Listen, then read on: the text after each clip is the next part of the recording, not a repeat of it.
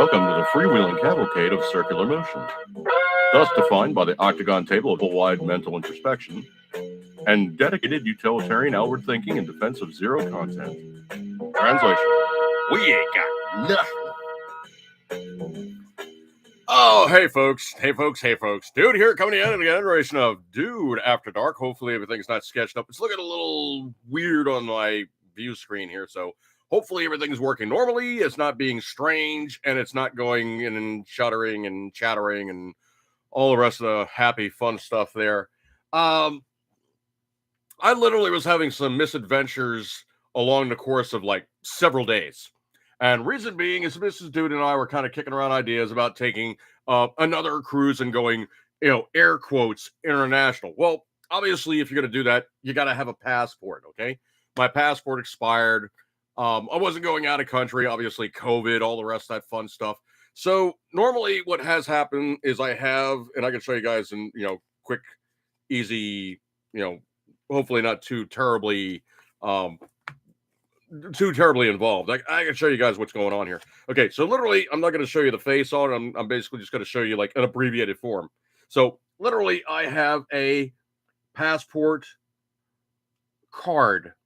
It's an older picture. I don't really want to put that on here, but it's a passport card. Now, what the card does is it does not get you international flights. The only thing it really does is border countries. So if I was to go to Mexico or if I was to go to Canada, I could show up at the border and they're like, okay, well, you're coming in, blah, blah, blah. You got your passport. Sure. Boop. And I present that. They do recommend that you keep it in the RFID shield at all times. I think because there's actually a very sensitive chip on board. And I've always had it in my wallet as a second ID. Obviously, now it's expired, but having a second picture ID is never, ever a bad thing to have on your person. Zach, appreciate you hanging out with me tonight, dude. So having a second picture ID on your person is never, ever a bad idea. Now, also, the passport itself also has, try to do this not so terribly.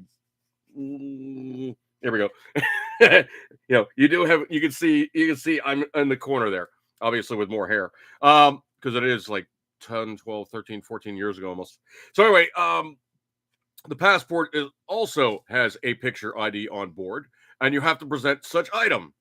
Well, I thought with all my ability to do graphic design, I could actually just run a picture. So I basically did a picture, and I posted it up, did some After Effects on whatnot, and uploaded it to the website, and it kept saying, file too small, wrong placement, wrong background color, wrong this, that, and the other thing, and all the rest of this happy horse mess. So eventually what I wound up doing is I went over to my local Walgreens. So the dirty little secret is most of your drugstores offer passport photo production. So literally the manager of the place, she actually walked me over to literally like one of the display areas, pulled down a screen, had me stand there, snapped the picture, and was like, okay, you're now good to go. You have a picture of you on status, and I'll just have to go in here and clean it up. So literally then she did was she went in and Photoshop or one of those other guys and pretty much drew out the stop and the end of like where the background for me ended up to where it went to like the actual wall and whatnot. So literally they want a neutral white background. You can't have your head tilted. You got to have like a neutral expression. You can't be kind of like looking crazy. You have to be looking at the camera and kind of like, like prison mugshot. And I got to tell you, the way I look on this camera versus that picture, it looks like a prison mugshot. It's not a really well received picture on my part. And I'm not unbelievably photogenic here, but it's not a particularly great picture, okay? And I think this actually might be a little bit softer focus on this camera versus that camera, but it is representative of what I look like, which is really what they're looking at, is they want to know what you look like. So that picture then is something that you then can submit to the government. Well, the trade of information used to be that you had to go down to a post office, you had to fill out the forms, You then had to obviously get the picture taken on site. They would then send it off to a central processing area where they would then generate your passport and mail it out to you. So they now have it set up in such a way that they're like, look, if you have a passport and it's expired within X time to X time, you can renew your passport online. The only thing you have to do is you have to obviously pay for the new card, pay for the new passport, cha-ching, mind you. And then you have a 10-year item that's going to be generated in a central location and will be shipped out to you via US mail. Now, the way, shape, and form on that one is you have to have a photo to present that shows you what you look like currently. So anyway, I had to then produce the picture. I had to online renewal the process and obviously, submit the file, which was then in correct format, correct size, background color, all the rest of this happy horse stuff. So it needed to be done in a way, shape, and form in which they prescribe is the manner of which the picture has to be done. That all in of itself was worth going to the Walgreens and having somebody take the picture that does it literally all the time. Patriot Fever is doing ha ha ha ha ha ha for like a paragraph. Why are you laughing there, Patriot Fever?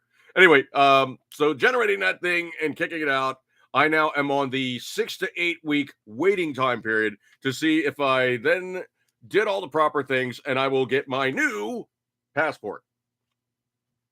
Oh yeah, well they always do that because I didn't actually click the proper thing, but whatever. If we're gonna do that, then I'm gonna be very inappropriate for young ages. Excuse me. Oh, how do we be inappropriate for children of young ages? I know one way. We could play a la kaboom. Hey, who the hell is this? Yitzhak? I do not know the Yitzhak.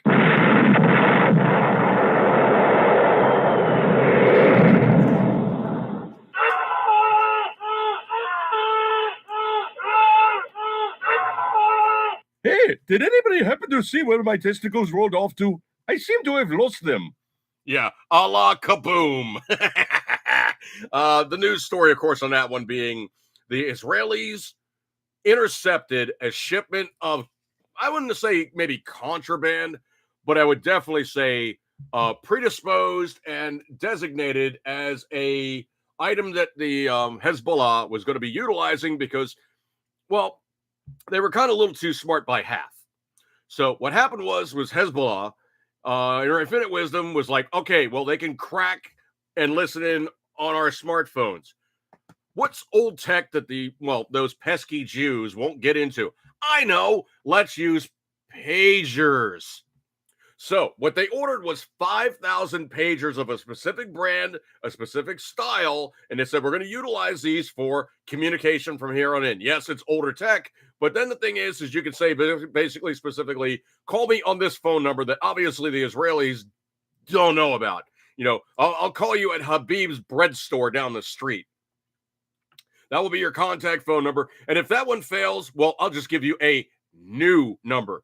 So literally what this was referred to as a rotated or a rotating session therein of available contact phone numbers where you literally can't bug every single phone line on the planet. That just, it gets to be way too much. And then you're going, okay, well, I'll just lock it on the trunk. You're listening to 5,000 people talking at any one time, and you're going to miss something important. Anyway, so way, shape, and form, which we find ourselves, they boogered like 4,000, if not more, pagers. They intercepted the shipment, and they put in there some sound guy. I think I got this one. They installed something that would go, well, blow it out your ass. Okay, sound guy. No, I don't think they installed blow it out your ass, okay? I don't think they did that. I think what they did, sound guy. No, sound guy. No. They installed more than a little bit of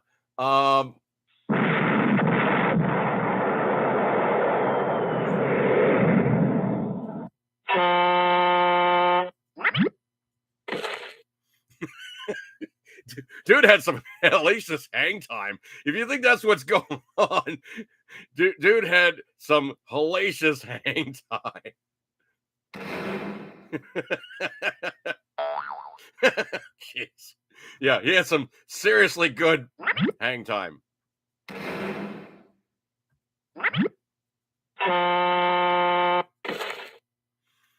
All right. Anyway, so these guys basically had a la kaboom take place. A la kaboom. So anyway, they then, in their infinite wisdom, and this is something I've been wondering about for a while. I was wondering why the Mossad and these guys, they are creme de la creme of, really like CIA level naughty stuff that you never ever really hear about. But I knew they were up to something because it was very quiet for a long time without something being, let's just say, interesting. This is my boomstick. Okay, yeah, they're definitely bringing in the boomstick. So anyway, way, shape, and form, which the Mossad did was they got a hold of those pagers. They loaded them up with some sound guy. How would you say? Yeah, okay. They loaded up with some of the sound guy. Yeah, they loaded it up with a bit of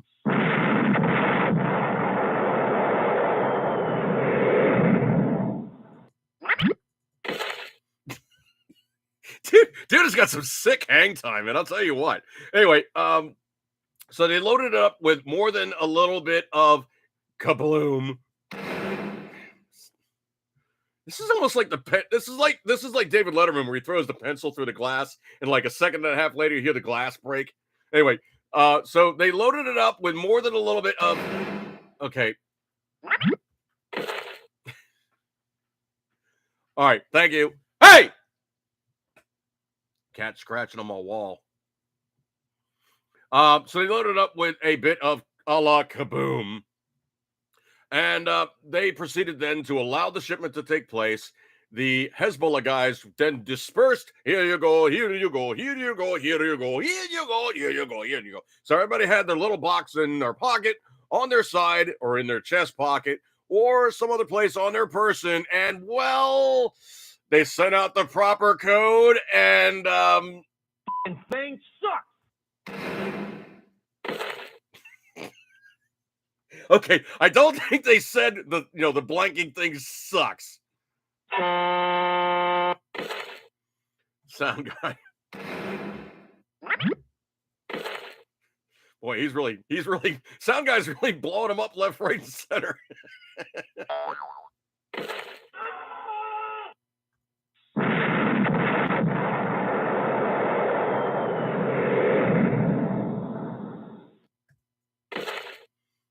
Okay, that wasn't that much hang time for that bigger kaboom. Anyway, so anyway, they did that, and 4,000 of those devices went kapowie, and they proceeded to make a hell of a dent in Hezbollah. And essentially, what it was they weren't trying to stop Hezbollah, but what the Mossad was telling Hezbollah was like, look. If we really, really, really, really want to, and you guys send over way too many rockets, and you deny another couple 100,000 people from living in their homes, and like what is it, the Golan? Is it the Golan, or is it like it's way north? It's way north in Israel, and if you deny these people from residing in their homes, and you proceed to make things really uncomfortable for us, guess what? We are gonna make things really not good for you, and well, things suck.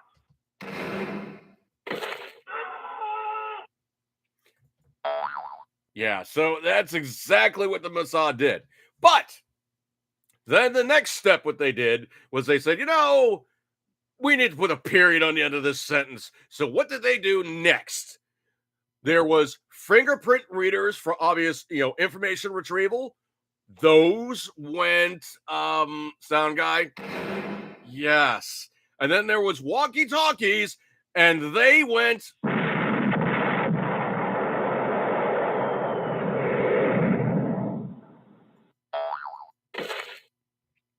Oh, he bounced first. Yeah, that was good hang time. Anyway, so they set up 2 separate uniform. Don't jack with us, guys. We really mean to be serious here, and we're not playing anymore. So I think right now Hezbollah is having a kind of big reality check to go, okay, 4,000 of our guys are now walking around going, hey, we're now looking around to see where our various body parts went. Yeah, they kind of really put the owie on them. Let's see. Looking in the room, sounds like Haji realized he was doing Kamala and not ow. Feel sorry for Hamas. It wasn't Hamas, it was Hezbollah. Hamas is in Gaza. Hezbollah is in Lebanon. Feel sorry for Hamas, dude. Now he lost his pager. His pager's on vibrate, if you know what I mean. Yeah, that was really big vibrate. Yeah, sound guy always likes the boom folder. Okay, I mean, you can really truly have way more fun with the boom folder than allowing him to go and transition to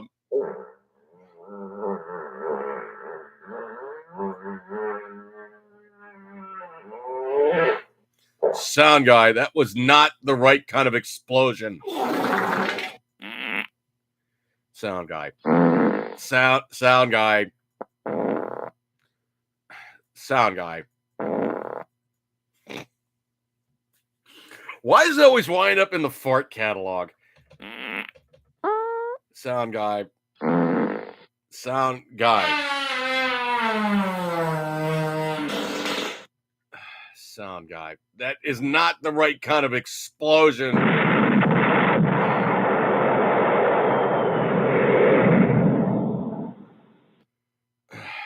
Sure. That's it, man. Game over, man. It's game over. All right. Well, anyway, so you basically have gone into I say we take off and nuke the entire no-no zone from orbit. Okay, we can't nuke the entire no-no zone from orbit, sound guy. It'd be nice, but we cannot do it yet. Yeah, so we can't do that, okay? I say we take off and nuke the entire bitch from orbit. Yeah, he always goes back to that one. He always does.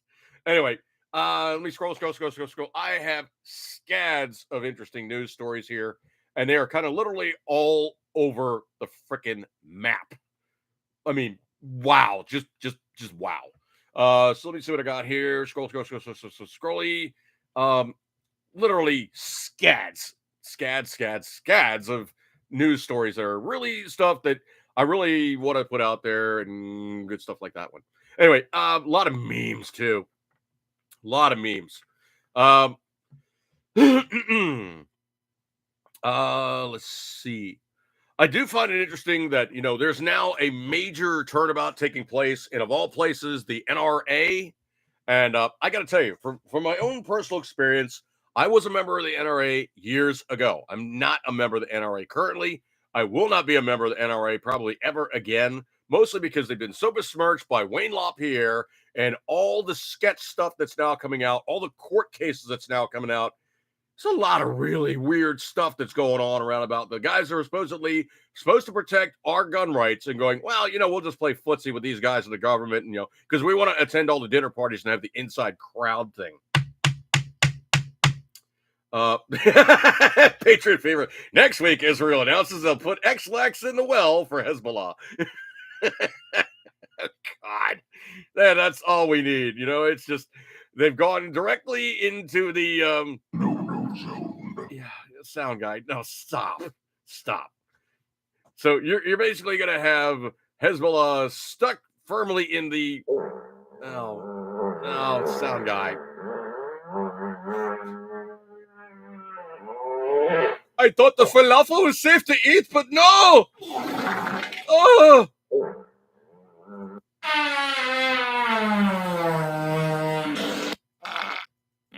The falafel! Oh, the falafel! Oh, this falafel! Oh! I ate the wrong thing! All right, anyway, get back out of that because he's now having too much fun. So 2024 NRA board meeting in Texas turned to be a marathon session. Heated debates behind the closed doors discussions left many wondering what direction the organization is going to be heading. Stephen Gutowski of The Reload attended the meeting and provided a detailed report of the major developments. This story was coming in from ammoland.com. The key outcomes or the meeting was the adoption of reform plan. Through much of the specifics remain under wraps. Translation, they don't have a fakaka-duty idea how they're going to fix this mess, except they literally have brought it upon themselves. There's a bunch of people that are now going, you know what? I don't trust you guys. I don't believe you guys. You didn't really fight for me, and you basically tried to suck up to the other side of the aisle, trying to stay inside the inner loop, inside the beltway. Yeah. Central point of contention during the meeting was the Special Litigation Committee, which oversees the legal strategy for the New York case. Reform-minded board members pushed to disband the committee and fire the NRA's legal representation led by Bill Brewer, a questionable lawyer whose firm had cost the NRA millions on millions of dollars. Despite the efforts, the reformers are outmaneuvered and the committee remains in place for now. I would not go near the NRA currently in its current status because literally it is just, yeah, it's really not worthy of the attention that you could find it worthy of to attend and looking upon a pile of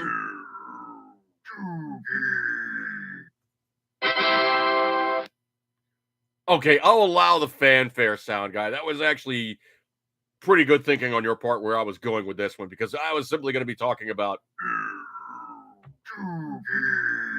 Yeah, so anybody that's still stuck in the NRA and trying to steer that boat by pulling the rope that's dragging behind it in the water as they're doing, single man water skiing.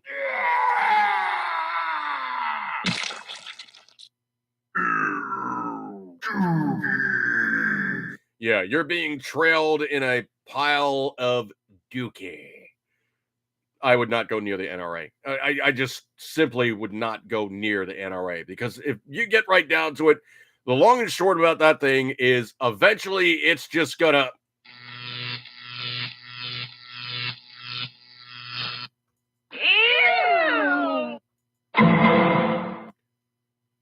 Oh, okay. Legally, that's what Sound Guy was saying. Ew, it's gonna go legally. Okay, you always got to throw the dun in there.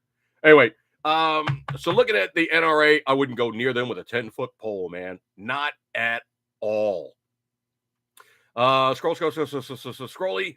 This one looks really kind of interesting. This is an unseen movie review. I'll give you the 2 seconds worth.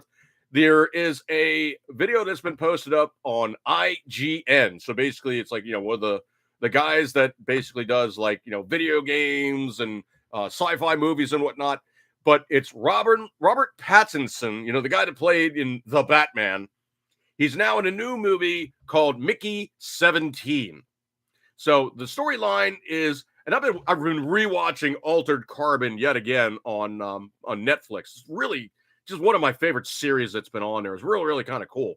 So essentially what this one is, as opposed to you having the little device that's at the base of your skull that holds your personality and installs your personality in essentially a body, and that basically then programs the body with everything that you are, gives it your essence, your soul, all the rest of that stuff.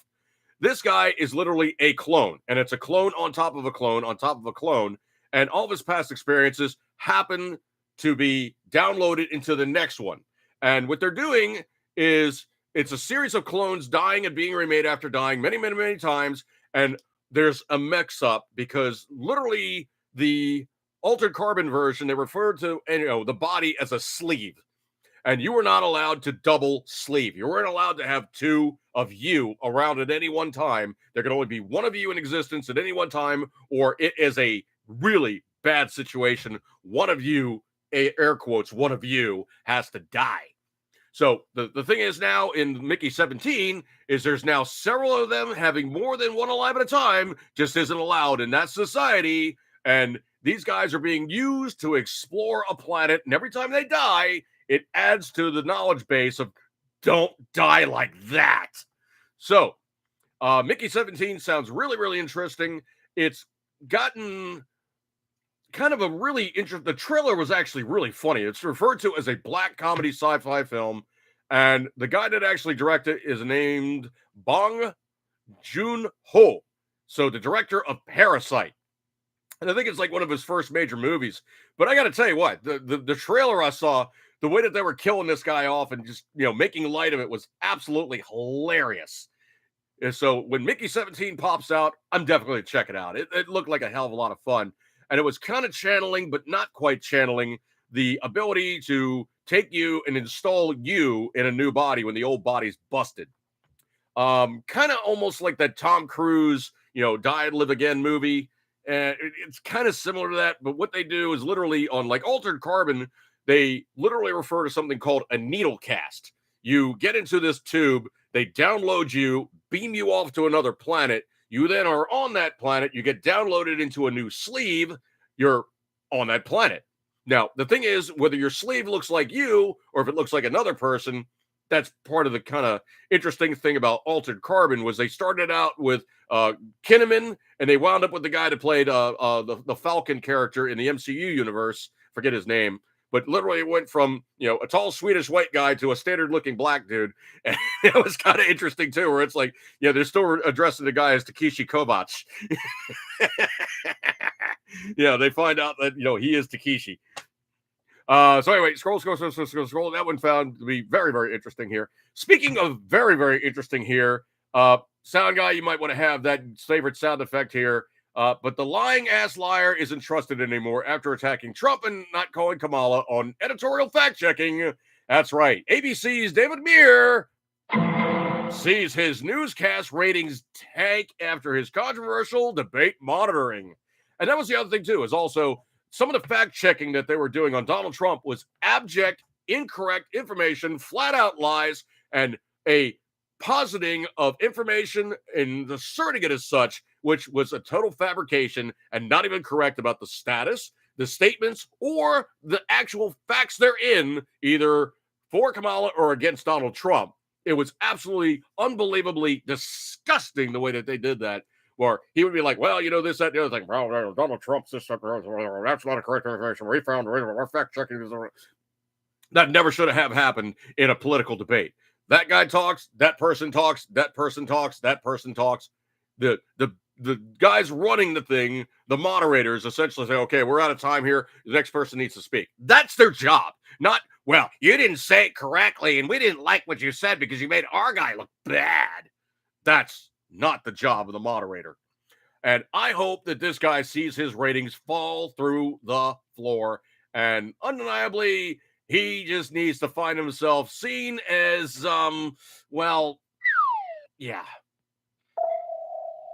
that guy who just nobody wants to have anything to do with because, he's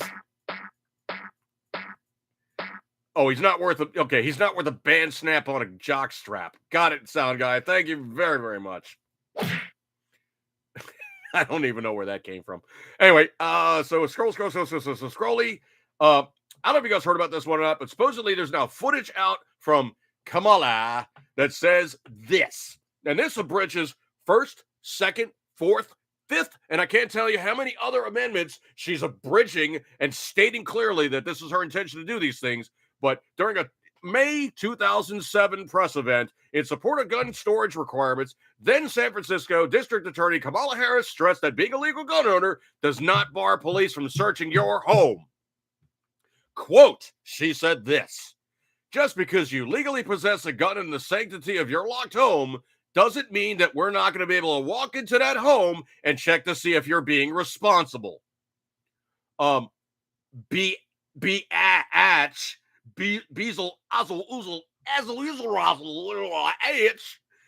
you need to have a search warrant to enter into anybody's domestic property unless you're given permission. It's that whole vampire thing. They can't come in unless you invite them in. However, if you do have a warrant, you may be able to enter that property unbidden. However, if you do not, well, things might not work out for you, and you might actually find yourself engaging upon those guys who have these things, and they're going to say, guess what, buddy? I am not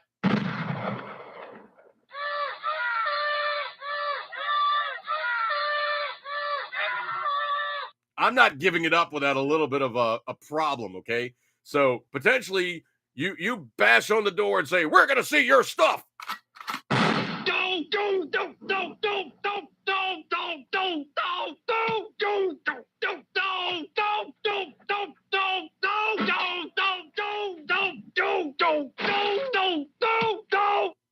Yeah, you could find yourself the victim of the dose.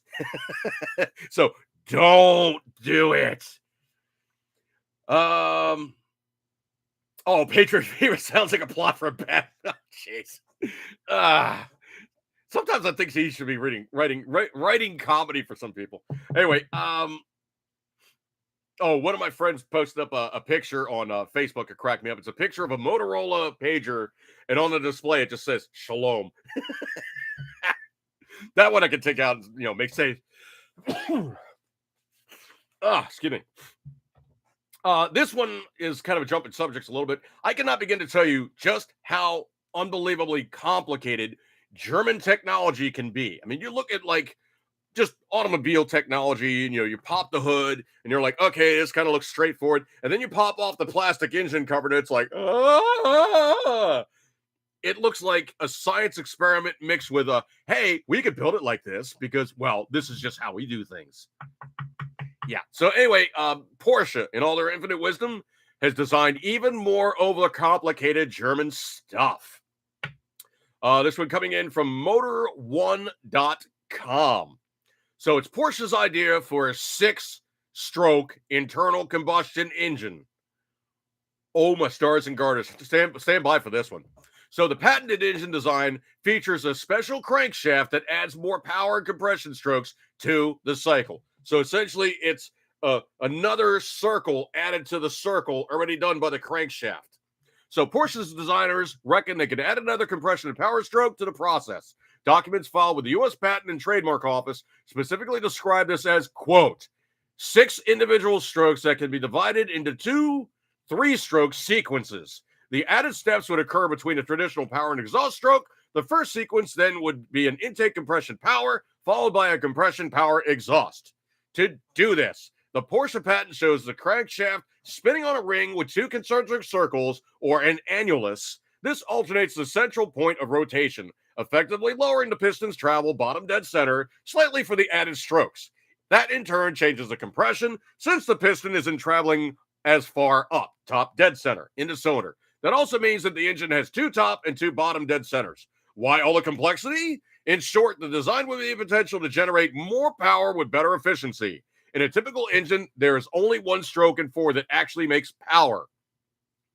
This changes the formula to 1 stroke in 3, which also burns up the mixture more thoroughly. Of course, the downside is added complexity. Whether the gains are enough to justify the design remains to be seen. I got to tell you, folks, if you want to see over-complicated anything, look at Porsche, BMW, Volkswagen, Audi, or Audi, or whatever how I would pronounce it. Any German make vehicle. And it seems like, well, we could have used 3 parts, but 12 parts were better. Why? It added more efficiency. How much efficiency? Well, it was only a small fraction, but we found it was adding efficiency, so we added it in. What about if one of the parts breaks? Well, they're easily serviced when you have the proper technician with the proper training and the proper parts. And yeah, I worked at a BMW dealership, and one of the techs was telling me the foibles, faltering, fakaka duty foul-ups involving Bosch. And Bosch is a major parts supplier for all the German and most of the European brands. And he said essentially when a BMW breaks, you bring it in, you do service on it. You take out the bad part and you put in a worse part. So essentially the parts that you're changing for are not nearly as good as OEM, and they've had all kinds of labor disputes, all kinds of major union issues, and yipes. It's not a good scene. It really isn't. Scroll. Scroll. I took the niece out for her first time out, and literally she went out to the gun range for the very, very, very, very, very, very, very first time and actually put hands on firearms, put rounds down range, And between me showing her some of the basics and one of the guys inside the gun range saying, hey, no, let me show her how to do it the right way. And it was really cool because it wasn't busy enough that these guys were, jumping person to person and really, really, really freaking out. They actually had time to put some hands on and give her some, this is how you do this, and this is how you do this safely, and this is how you engage the paper. Now, that said, obviously, I'm pretty out of practice, and I really need to practice more.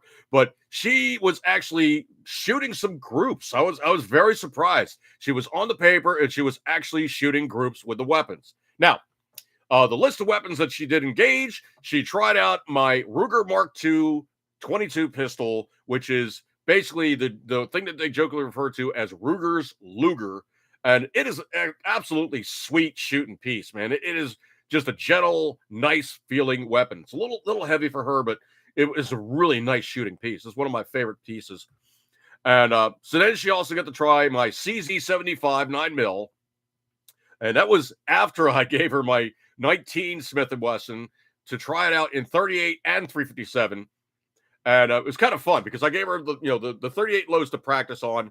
And, it's a light load. I mean, it's really pleasant to shoot. It's actually basically equivalent to the U.S. military load. So it's 130 grain, round nose, medium loading. Not real hot, not real weak, but it's very pleasant to shoot. So she shot that and was like, oh, okay. And then I loaded it with the 357. Now, the 357 I brought along was 158 soft points. They're stiff. That was Federals. They are stiff. So she squeezed off the first round and was kind of like, And then she was like, hey, wait a minute, I didn't get hurt. This is actually kind of cool. So then she was blasting away with the rest of the revolver load going, this is actually kind of fun. So I think that she was kind of impressed that she could shoot a 357 Magnum and it doesn't really do physical damage to you. Also, she did try my Marlin 60 and 22, which is basically, it was actually a little long for her, but, she actually did group them. And I was actually very pleasantly surprised. Women are actually kind of wired actually pretty well to shoot. Mrs. Dude, actually, first time out, she actually held a pretty tight group. I was surprised. So women are actually really built to hold a weapon straight and actually tag the targets really nicely. She did actually a very nice job for her first outing. Obviously, she did not shoot Bark Bark. I shot Bark Bark, and I shot the Smith & Wesson 28 Highway Patrolman. She didn't do that because obviously the Highway Patrolman pistol grip is just way too big for her. Because the Smith & Wesson 19 is a round butt, so it's actually kind of like a Big Chief special. It's actually very easy to hold. That would actually fit her hands pretty good. The 28, it's just too big. She couldn't manage it. Her hands are fairly small, and it was really funny. I was blasting away with Bark Bark. I didn't even run through a full mag with Bark Bark. It was just the concussion on Bark Bark is like ridiculous. You shoot a 7.5-inch AR pistol in an inside range, and I had the target maybe 25, 30 feet away, and the target was still blowing around. The concussion on a 7.5-inch AR pistol in an indoor range is such that usually you squeeze off a couple of rounds, and it's like everybody stops shooting, and they're all looking around the stalls like, what in the world is that? So Lexi, my niece, was really funny. She's like, that kind of reminded me of the scene like in Predator where they were shooting that big gun that spat fire. It's like, oh, that's a Gatling gun. Mine's not nearly that good, but yeah, a 7.5-inch AR pistol is a fireball. Trust me on that one. I really got to get video on that thing sometime and demonstrate what it looks like, and obviously post that up on YouTube, because Facebook is like kind of foofy about firearms. As a matter of fact, I'm actually riding a 30-day where I can't engage in groups and I can't start some stuff. Because I posted up a picture of the stainless version of the Browning high power that they're doing in small runs right now. That just, man, that if there's anything that makes the cat meow for me, it is a stainless high power. Wow, that is high on my list of would not mind havings. Scroll. Scrolly. Scroll. I got a bunch of memes up. If you guys have been paying attention to the Dow, of course, the Fed dropped the interest rate by 0.5% or 50 basis points. It's 0.5%, folks. It's not that much. However, the guys in the Dow or the stock market are trading like crazy. And they're doing this in anticipation of the upcoming election. Now, there's a reason why they're doing this. They've run the price up, and dumbasses keep running the price up even higher. So the money guys are watching this thing go up, and say their intrinsic value they had was like 5 billion. Well, it's now probably like 7.2 billion, and it's probably going to go like maybe like 8 or 9 billion. And then they're going to go, you know what? Cash out. So they're going to cash out probably half of that. Then they've made scads of cash. And then, of course, because they still have half, they take that half that they currently sold, they put it back into other stuff, and they reinvest that money after having the profits basically pay for it. They're not stupid, okay? So what I said here essentially is the money guys are getting the value up just for the cash out if Kamala wins. If Trump wins, they're still up. They're not going to worry about it. They've actually made money either way. But it's not a good thing to have an overvalued stock market. It means the brokers have pushed the price too high, and the dumbasses are riding it up to the point of insolvency and a 2008 style correction. So the thing you also have to remember is, everybody, we're doing all this tech investment, all the rest of this stuff. That is a false premise. Banks, when they do investments and when they do bonds and they do loans, 75% of that money is actually monetary gain based on real estate. Homes are very overvalued, and when the true capital to the value is balanced, the lenders are going to see major defaults and a market crash of the stuff they sold too high for true value. So, essentially, if you have a house that's, let's just say, for instance, my house, I bought my house for under $300,000. The county says now it's worth $440,000. I put a roof on this house, okay? I haven't done major upgrades to this house, and what they're seeing is a major revaluing of it to say, oh, yeah, well, it's so much more money now. You got to pay us more tax revenue because the taxes are higher. Now, I can contest that. I'm really not too worried about it right now because obviously, I'm still paying mortgage on my house. So all the escrow and everything else, that's all taken care of, that whatnot. My property taxes are also wrapped into my house payments. So that's also being taken care of to some degree. But the actual property taxes, yeah, that's kind of one of those bite in the bag things. Unfortunately, you buy a house, you pay for a house, you're still paying rent for a house. So right now the market is really way, way, way too hot. And the other thing, too, is also it's a false premise because it's been pumped up, pushed up, and made to look, well, something of what it isn't by AI. So AI is now a huge, major, major investment. NVIDIA sold scads of the technology to do that type of stuff. However, the major problem with it now is they don't know how to apply AI. So essentially, I see AI as still 20 years out, still being snake oil. They really have no idea on how to utilize this technology. It is all too new to figure it out. Scrolly.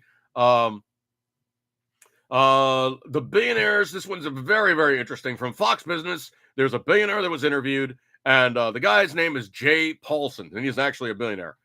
Well, if I could say, very much depends on who's in the White House and who controls Congress. I'd be very concerned if Harris is elected and pursues the tax plans and other economic plans that she's articulated. So basically, he's thinking, if the billionaire, whatever tax that she wants to throw on the guys, it would cause mass selling of almost everything: stocks, bonds, homes, art. I think it would result in a crash in the markets and an immediate and pretty quick recession. In other words, she's really bad for business. This one, I could not begin to tell you how completely badass it is, but this is one of those karmic things where essentially stuff comes around to bite you later on. So, in 1983, there was a bombing by a Hezbollah group that was behind the 1983 Marine barracks bombing that killed 241 Americans, and Israel on Friday killed Abraham Aquil. That's right. A Hezbollah leader who was behind a series of bombing attacks that had killed more than 300 Americans in the 1980s. During a strike earlier Friday, the senior operatives in Hezbollah's operations staff and commanders from the Radwan unit were eliminated alongside Aquil.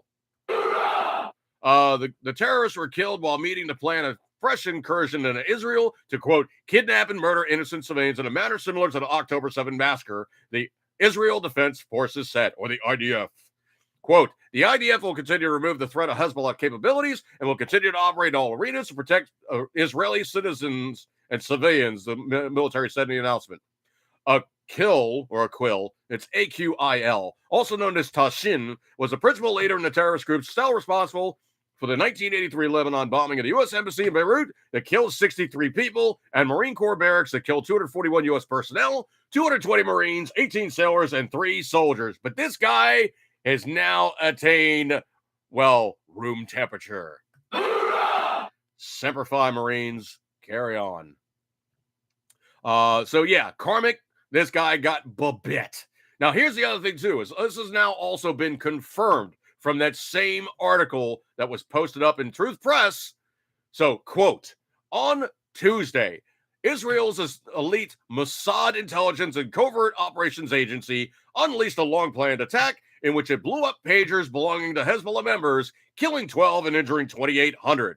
The next day, the agency detonated walkie-talkies used by Hezbollah, killing 20 and injuring 450 more.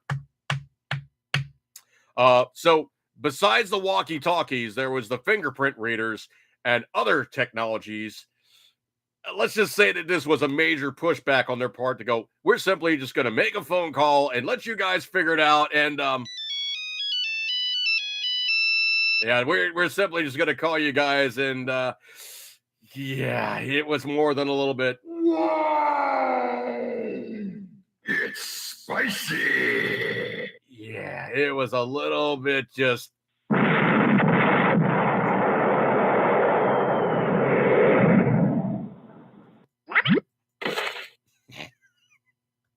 He's working on that hang time thing. Anyway, so yeah, they basically made a phone call or did a page, and yeah, it was just there. Oh, that was okay. Sorry, sound guy said it was a group of them.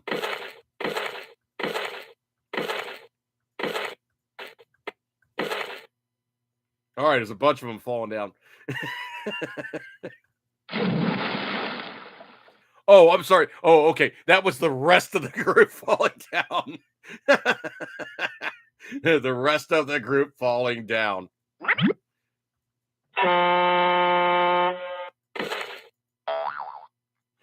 Okay, I think we got the picture, sound guy.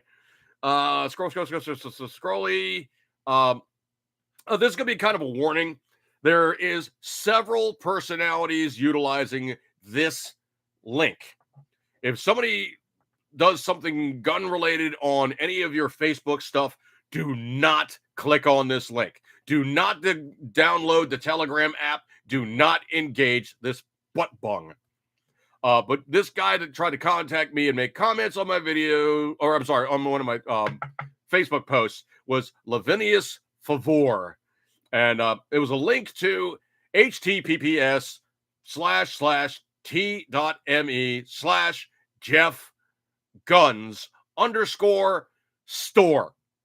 Now, you got to listen to the fractured English here to really get what this goofball is doing. This is obviously a non-native English speaker posting this up, okay? There's no other way to say this except for what it is, but this goofball posted this stuff up, and I cannot do it credit, but Jeff Guns and Ammo's 2,979 subscribers, selling top quality, brand new, and ghosted firearms, discreet packaging, shipping, and worldwide deliveries. Okay, you can't, in the United States, you can't just buy a gun and ship it to somebody. The only way you can do that is 2 ways. 1, if you have a curio and relic license and you're a curio and relic collector, you can buy weapons produced before 1957, I think it is. Those weapons then can be shipped directly to you, and you operate a book, just like the book in a gun store. You operate what weapons come in, what weapons go out. You keep track. Essentially, you are a quasi gun store. You're not allowed to sell under that license. Under the CNR permit, you are not allowed to sell under those guidelines. You have to take the weapon, go to a gun store in certain states. You have to take the weapon, go to a gun store, do the transfer under their federal firearms license, and you may do it like that. The only second way is a weapon has to be made before, I think it's 1899 or 1896, whatever it is. Those 2 years, one of those 2 years, you may obtain those weapons. Even if they're smokeless powder weapons, they are considered antiques. Those weapons can be shipped to you. There is no need to do paperwork on it. It is a simple transfer of a device from them to you. That is the only 2 ways you may ship a firearm in these United States, from a person to a person. And the other thing, too, is also those guys with CNR. One CNR ships to another CNR, or a dealer ships to a CNR. It's not like basically, Joe Average just goes, yeah, let me go send you this stuff. He's got to go do, if he's not a CNR, he has to go to the FFL dealership and then ship to the CNR. And then the CNR receives it to another dealership. And then the dealership goes, okay, you're CNR. And boom, it's an instant transfer, done and deal. He signs it out of his book.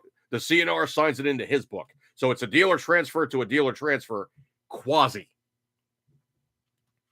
Scrolly. This one I found to be completely hilarious.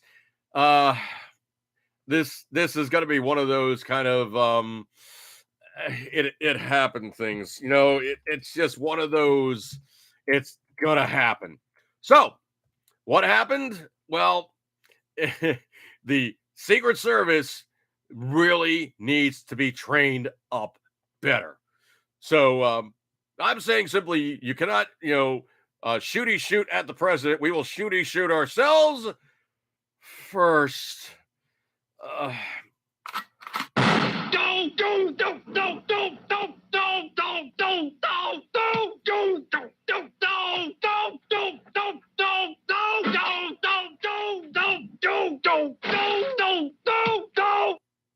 Yeah, so a U.S.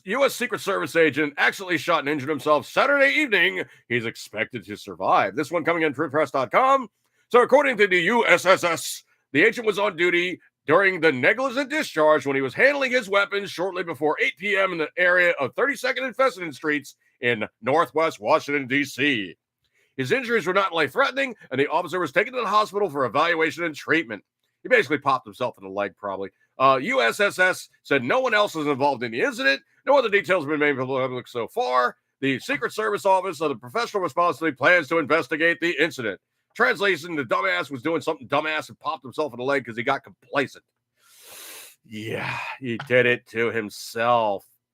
This one I found to be very, very interesting, but supposedly Uncle Festerman thinks Trump has scored major extra points after the second attempt on his life in Florida. So it's coming in from the Daily Caller, which is really not the nicest place to be. Democrat Senator John Fessenden of Pennsylvania said during an interview at the Atlantic Festival that former President Donald Trump has, quote, a special bond with his voters in a state that has deepened after the July 13 attempt. Quote, Trump has created a special kind of hold. He's remade the party, and he has a special kind of place in Pennsylvania, Festerman told the interviewer. And I think it's only deepened after the first attempt.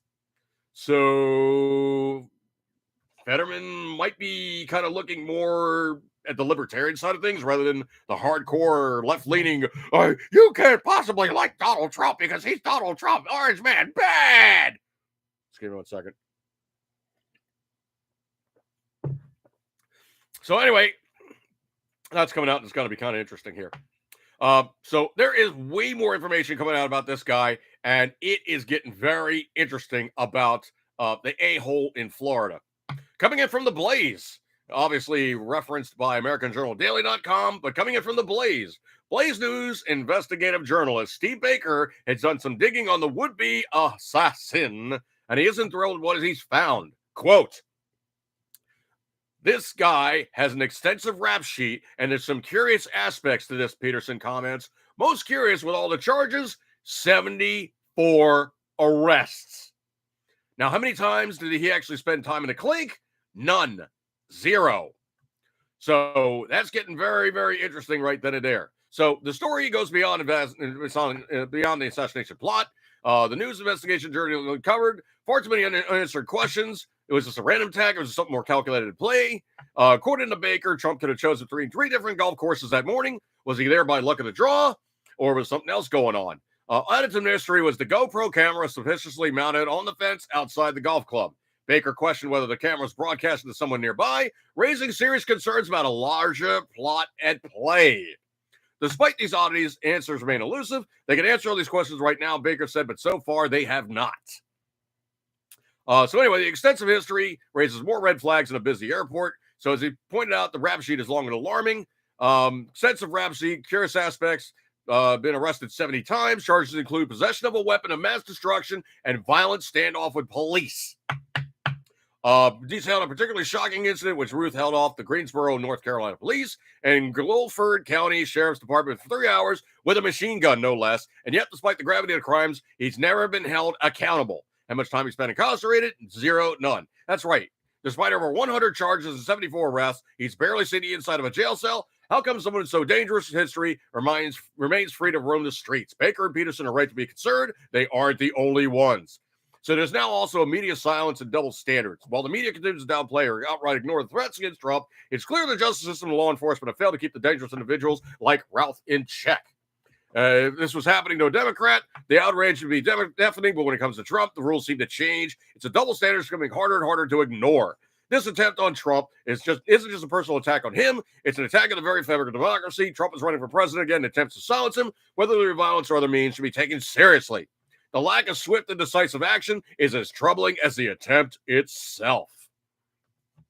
Very interesting stuff here, folks. Now, this one I think is very interesting from the aspect of actually the firearm that the dude was using. And this is going to get a little technical here, okay? So let me get into it and hopefully not be too far off the mark for the layman here. But the second Trump guy who took the attempt on him left a note confirming the attempt. Evidence was released in court. Now, the thing about it is the rifle that was left unseen was an SKS with an aftermarket stock, which made it more of a rifle style than looking like an AK-47.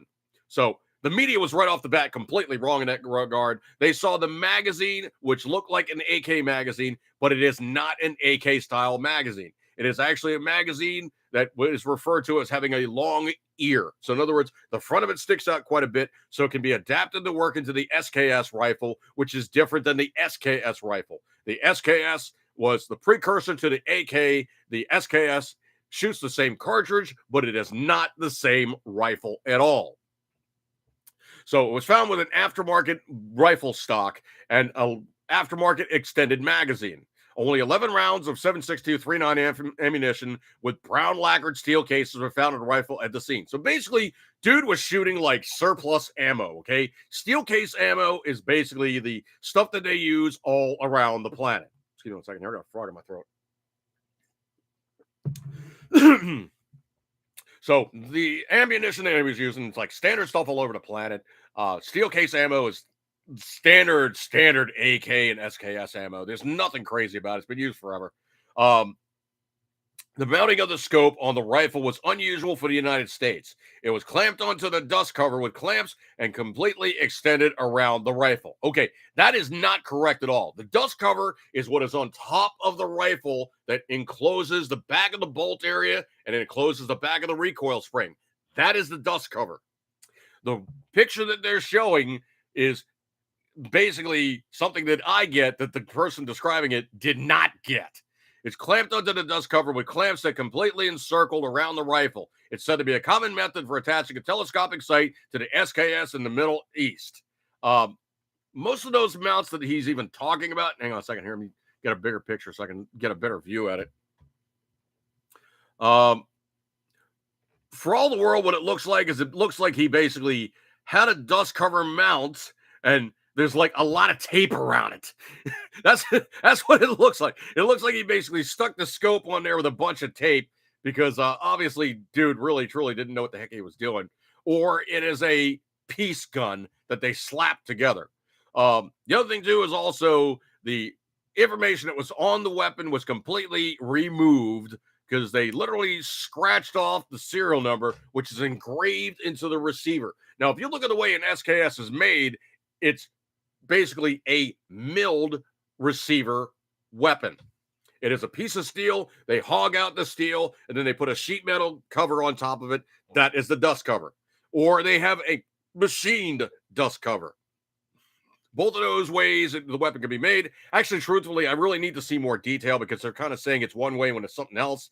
It really truly looks like dude basically had like a dust cover mount on there and wrapped a bunch of tape around it because, the thing was like really wobbly, jiggly, and he didn't like the fact that it wasn't accurate enough.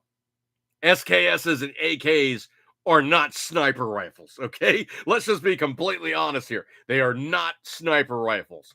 An AR-15 will outshoot an AK or an SKS easily. It is interesting, though, other stuff they found there. The Nissan Xterra was not registered to a Nissan Xterra for the license plate. During a search of his pickup truck, they found 2 additional license plates, 6 cell phones. One of the cell phones contained a Google search on how to travel from Palm Beach to Mexico. Agent also found 12 pairs of gloves, a Hawaii driver's license in the defendant's name, a passport in the defendant's name, and documents including the following. A handwritten list of dates in August, September, and October in venues where the former president appeared or was expected to be present. Interesting. A notebook with dozens of pages filled with names and phone numbers pertaining to Ukraine, discussions on how to join combat on behalf of Ukraine, and notes criticizing the governments of China and Russia. Okay, this is really sketch right now. The FBI obtained cell phone records for 2 of the cell phones found in the Nissan Xterra. The two cell phones were serviced by 2 different carriers who utilized different cell towers. The FBI analysis shows the following. So he traveled from Greensboro, North Carolina to West Palm Beach on August 14. On multiple days and times between August 18 and September 15, Ralph's cell phone accessed cell towers near Trump International Airport and the former president's residence at Mar-a-Lago. So Ralph's field crap and a sniper less than stellar. He hung ballistic plates in a backpack and reusable shopping bags on the chain link fence. Obviously, if somebody shot at him. This easily could have drawn attention to his position. The Secret Service agent was looking at the fence line while driving a golf cart on the West Palm Beach course in advance of the candidate Trump. The agent saw Ralph's face in the fence line. They saw the rifle pointed direction. They exited the cart on the opposite side. When the agents saw the muzzle of the rifle move, the agents fired the shots in position of the rifle. This is when Ralph fled the scene. So the golf cart was only less than 50 feet from the fence line. If Ralph had hidden his face, not hung conspicuously objects on the fence line, and used rudimentary camouflage, he might have easily escaped detection. Witness disclosed a letter to FBI claiming Ralph left him several months ago. In a letter, Ralph is alleged to have apologized for having failed his attempt to assassinate Donald Trump. Well, that was force-seeking on his point, but he obviously didn't do it. Thank God he was an idiot. Thank God he didn't know what the heck he was doing. And crazy people coming out of the woodwork because they've been hastened by the news media going, you got to do something about Donald Trump. Orange man's bad. This kind of stuff is what you have happen when these guys get ginned up by the news media saying, this guy is an evil thing. We need to fix the problem. Yeah, that's what has happening because you get these guys coming out of the woodwork doing these things. Yipes. Oh, we got music going on. All right, folks, I appreciate your kind attention. Got good stuff going on your part on a Tuesday, but decided to hang out with me. I thank you so much for your time. I will see you guys next week. Have a good one. I will catch you then. If you see the video in the review, click the chat room. Click the chat room. Some of the stuff in the chat room is stuff I don't put into the mix. Why? Because some of it's a little bawdy. All right, folks, I'm going to break up with this one. Eco kept sending rings always. You know what? You love it. Thank you guys so much for hanging out with me. I will see you then. Get a gold star for attendance. Good stuff like that. And I will catch you guys next week. Good stuff like that. I will see you then. See you guys.